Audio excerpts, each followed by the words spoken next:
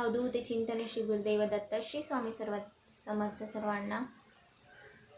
नवीन वर्षाची सुरुवात झालेली आहे। सगळ्यांनी आपल्या नवीन वर्षाची सुरुवात केलेली आहे। मी माझ्या नवीन वर्षाची सुरुवात स्वामी सेवेपासून केलेली आहे, स्वामीच्या पारायणापासून केलेली आहे।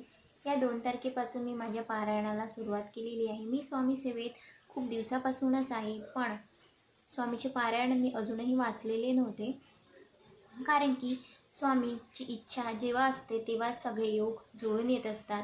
माझे पारायण अजूनही माझी खूप इच्छा होती की मी स्वामीचे पारायण वाचावं। मी स्वामी चरित्र सारामृताचं पुस्तकही खूप दिवसाचं आहे माझ्याकडे, पण माझे योगच जुळत नव्हते की मी पारायण वाचावं।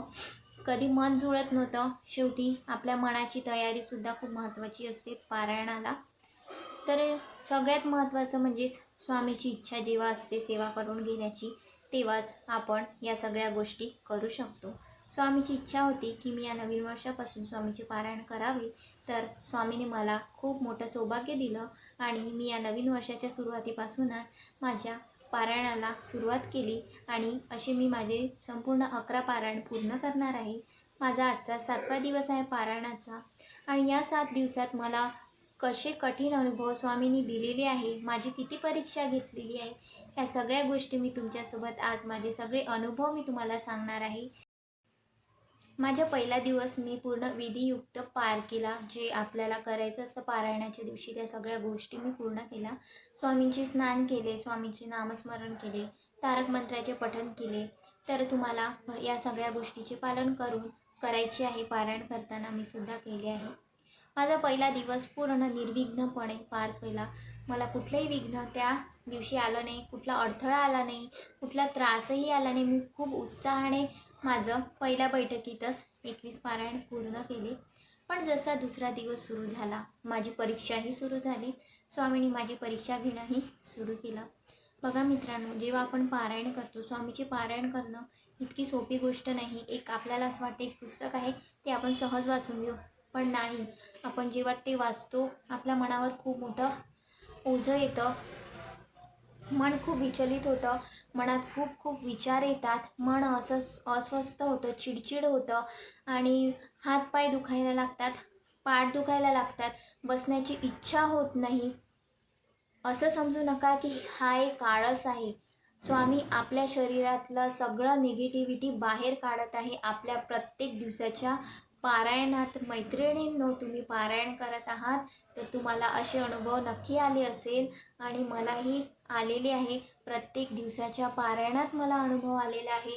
ज्या दिवशी मी दुसरा दिवस माझा पारायणाचा सुरू झाला, मला वाचायला सुद्धा खूप जास्त अडचण होत होती। माझ्या शब्दात अडथळा येत होता। मला खूप जास्त असे वाईट विचार येत होते। मला जे लोक अस्वस्थ करतात त्या लोकांचे विचार येत होते।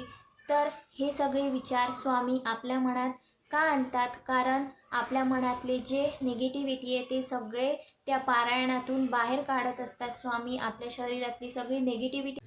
बघा मैत्रिणींनो, जेव्हा ही नकारात्मकता तुमच्या शरीरात असते तेव्हा तुम्ही आपल्या परमात्म्याशी जुळू नाही शकत।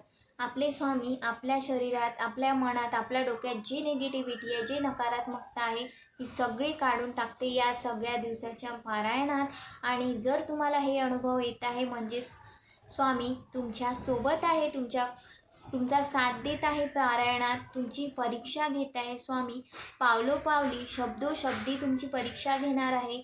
पारायण करणे काही सोपी गोष्ट नाही। पारायणात तुम्हाला संपूर्ण ब्रह्मचर्याचं पालन करायचं आहे। जेवढे दिवसाचे तुमचे पारायण आहे, तुम्हाला ब्रह्मचर्याचं पालन करायचं आहे।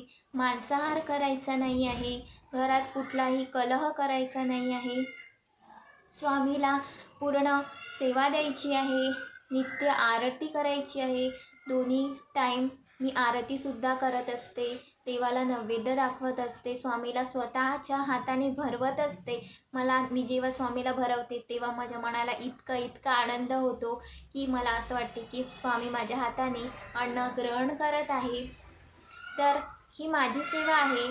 मैत्रिणींनो, स्वामी मला आणखी समोर खूप अनुभव देणार आहे, मला माहिती आहे, आणि स्वामीचा आशीर्वादही आपल्याला मिळणार आहे। स्वामी ज्या आपल्या मनात इच्छा असतात त्या हळूहळू पूर्ण करतात. फक्त स्वामी सेवेत कुठल्याही प्रकारचा कमीपणा राहू देऊ नका. पारायण मधात बिलकुलही थांबवू नका. पाळी आली असेल ते दिवस सोडून मग तुम्ही पारायणाला सुरुवात करू शकता. मी माझे पाळीचे दिवस पाहूनच पारायणाला सुरुवात केलेली होती. माझ्या पारायणात कुठलाही पाळीचा अडथळा नाही येणार आहे आणि माझे हे 7 दिवसाचे पारायण पूर्ण निर्विघ्नपणे पार पडलेले आहे. जेव्हा मी पारायण सुरुवातीला वाचायची माझे शब्द अडखडायचे, पण जसा 4थ्या दिवसाचा पारायणाला सुरुवात झाली 5व्या दिवसापासून माझी वाचण्याची स्पीडसुद्धा वाढली. मला जिथे 2 तास लागायचे मला 1 तास लागायला लागलेला आहे. तर हे सगळे स्वामीचा आशीर्वाद आहे, स्वामीची शक्ती आहे. म्हणजेच माझ्या मनातली डोक्यातली जी निगेटिव्हिटी आहे, नकारात्मकता आहे, ती हळूहळू बाहेर पडत आहे. माझ्या मनात जो चिडचिडपणा आहे, डोक्यात जो चिडचिडपणा आहे, तो सुद्धा आता कमी व्हायला लागलेला आहे. स्वामी आपल्याला फक्त हे शिकवण देतात की मनात कुठल्याही प्रकारचा द्वेष ठेवायचा नाही आहे. स्वामीची सेवा ही पूर्ण निष्पाप मनाने करायची आहे. त्यांच्यावर कुठल्याही प्रकारची शंका न घेता त्यांच्यावर विश्वास ठेवायचा आहे. अशा पद्धतीने मी माझे आजचे 7 दिवसाचे पारायण पूर्ण केलेले आहे. 11व्या दिवसाचं उद्यापन मी तुमच्यासोबत नक्की शेअर करेल. तर अशाच स्वामी सेवेच्या व्हिडिओसोबत भेटूया नेक्स्ट व्हिडिओमध्ये. श्री स्वामी समर्थ.